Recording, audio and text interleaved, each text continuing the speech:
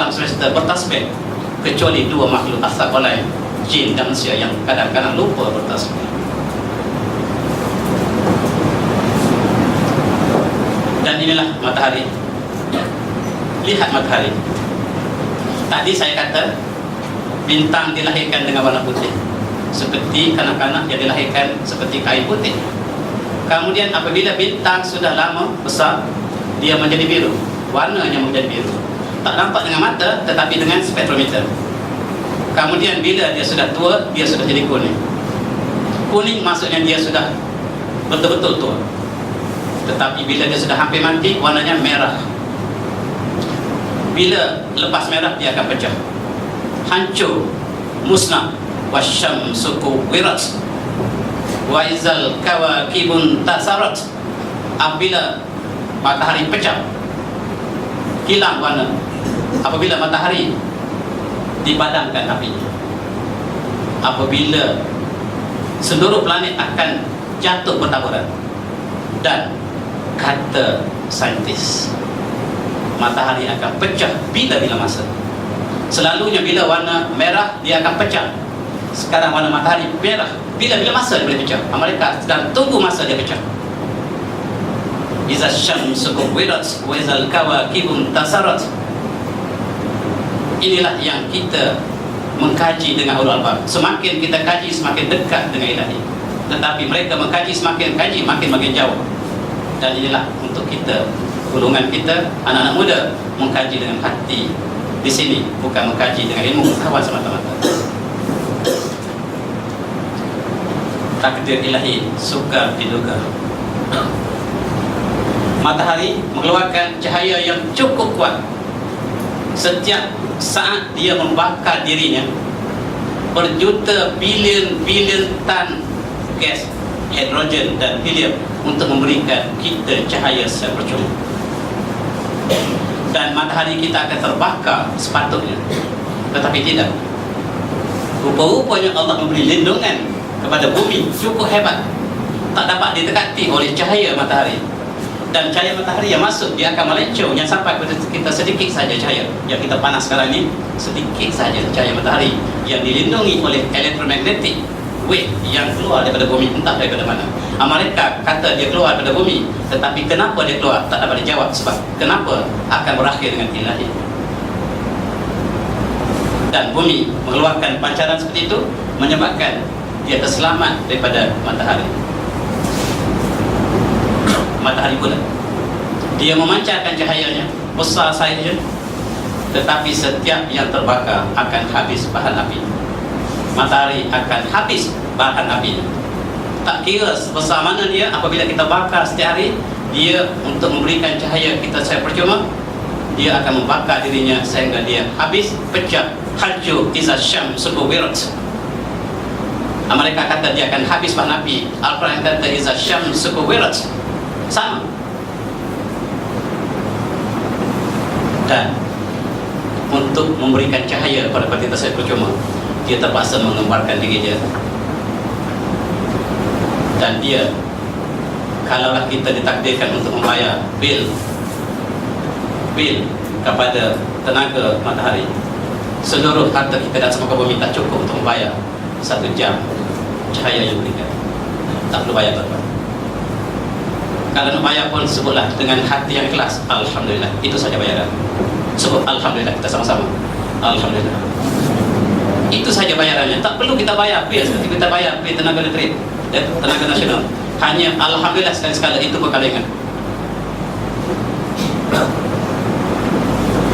Kalau kita lihat bumi cukup hebat, dikeluarkan cahaya magnetik ataupun gelombang elektromagnetiknya yang melindungi bumi daripada segala meteorit ataupun ada hentakan daripada luar. Apabila sampai ke kawasan internasional bumi, dia akan melencong keluar.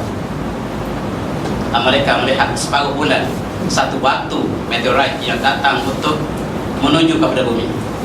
Mereka panik apabila sedang menuju ke bumi, sebab kalau tak kedainya separuh pada bulan itu sebesar itu saiz batu yang akan menuju bumi, kita akan hancur. Tetapi mereka merhatikan apabila sampai sahaja kawasan ini, dia melencong, tak kena bumi, yang kena bulan. Itulah Zalika taqdirul azizil alim. Itulah takdir ilahi untuk kita meneruskan kehidupan di bumi ini. Tetapi jangan lupa kita ada perhitungan satu masa.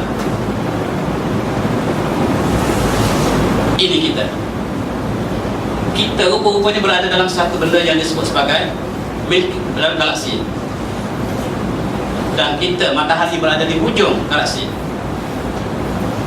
dan matahari boleh bergerak sedikit lagi ke depan, lepas itu dia sudah hilang, dia tidak boleh pergi lagi. Selepas itu dia akan musnah ataupun dia akan patah ke jalan yang asal, terbalik daripada asal. Kalau asalnya pada timur ke barat, dia akan daripada barat ke timur.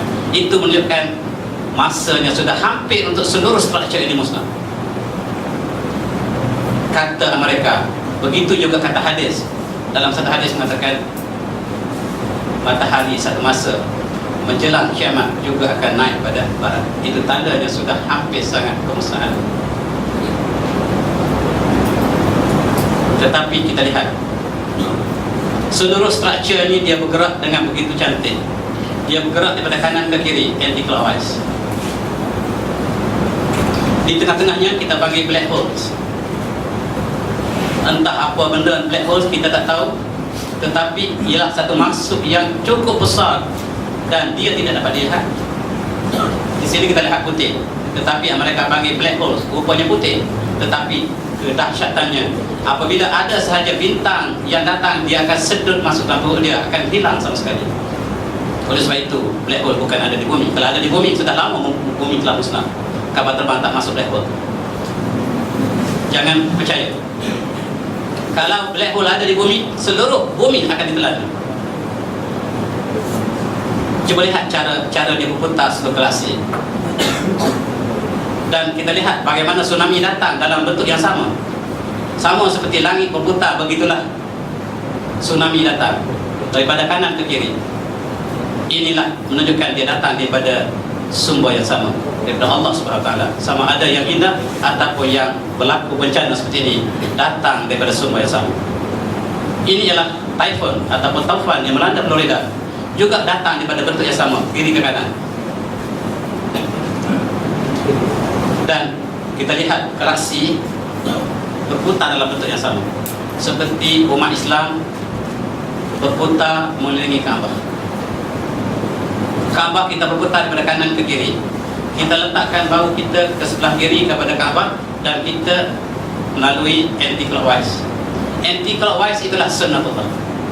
Tetapi barat dia menulis daripada kiri ke kanan. Orang Islam daripada kanan ke kiri. Maka dia segala-galanya kiri. Oleh kerana kita pernah dijajah oleh mereka, maka kita ikut kiri dulu. Sedangkan dalam satu hadis Rasulullah telah bersabda dalam satu sabdanya, tayammanu fa inna fi tayammunin barakatun. Lakukan kerja dengan tangan kanan, sebab menganani sesuatu itu berkat dalam kerja tersebut. Tetapi kita semuanya ke kiri sebab kita tiru British. Seluruh galaksi bergerak daripada kanan ke kiri, anti-clockwise. Sama seperti kita mengelilingi Kaabah. Kita keliling 7 keliling, di atas ada 7 lagi. Kita lihat di tengah-tengah, rupanya putih tetapi dipanggil black holes. Kita juga di sini kita ada black stone, kita panggil Hajar Aswad. Kita lihat di atas, bintang ini dia melakukan edarannya. Kerana itulah zalika taqdirul azizil alim. Inilah kerana sami'na wa ata'na. Kerana dia patuh kepada Allah, maka dia melakukan edarannya, tak pernah tersilap pusingan. Begitu juga lah seorang jemaah haji dengan pakaian putihnya sedang melakukan tawaf, seolah sebiji bintang yang sedang mengelilingi galaksinya sebagai simbol kepatuhan kepada Tuhan yang sama.